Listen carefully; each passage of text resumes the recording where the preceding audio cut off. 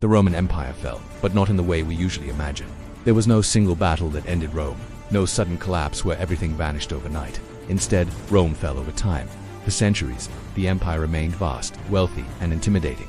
Cities still stood, armies still marched, emperors still ruled. But beneath the surface, the systems that once made Rome powerful were breaking down slowly, unevenly, and often invisibly.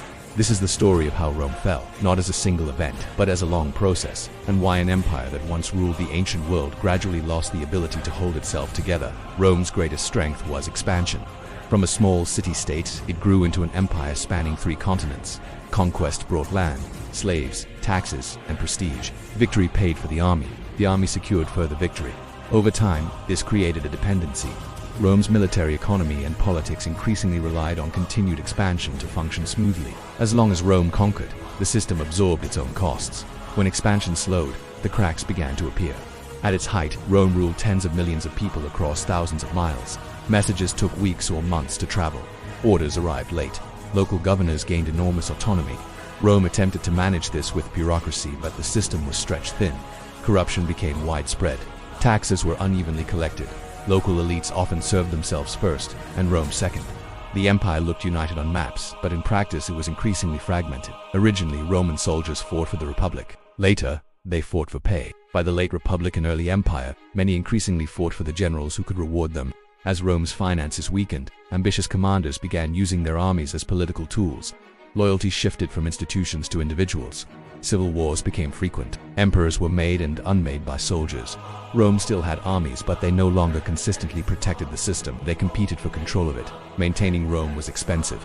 The army consumed enormous resources. Infrastructure required constant repair. Cities depended on grain shipments and state subsidies. To fund this, Rome increased taxation, often falling hardest on small landholders and the urban poor. Over time, small farmers abandoned their land wealth concentrated among elites. Tax collection became less efficient. As productivity declined, the state increasingly debased its currency. Inflation followed. Economic trust eroded. Rome wasn't running out of land. It was running out of functional systems.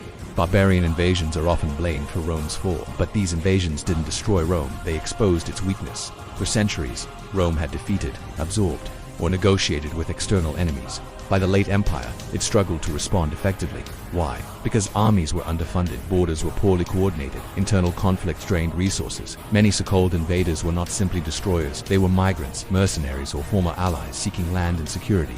Rome didn't collapse because of barbarians. Barbarians succeeded because Rome was already failing. Other civilizations collapsed and rebuilt. Rome did not, because Roman identity was closely tied to political and military power. When emperors fell, legitimacy collapsed with them.